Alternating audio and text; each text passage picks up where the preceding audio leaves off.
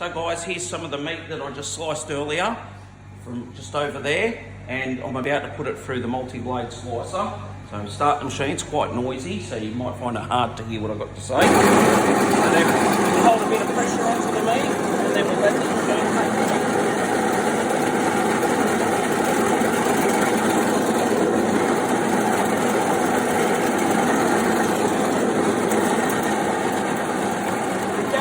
Don't want your hands anywhere near there. This guard prevents the hand from being able to go into the machine.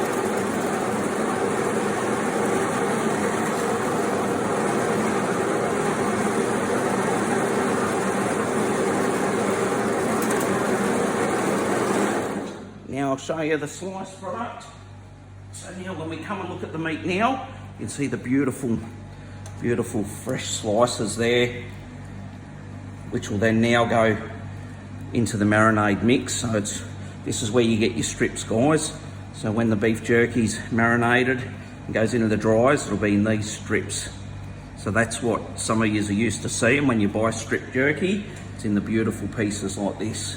So as you can see, nice and evenly cut, beautiful piece of meat.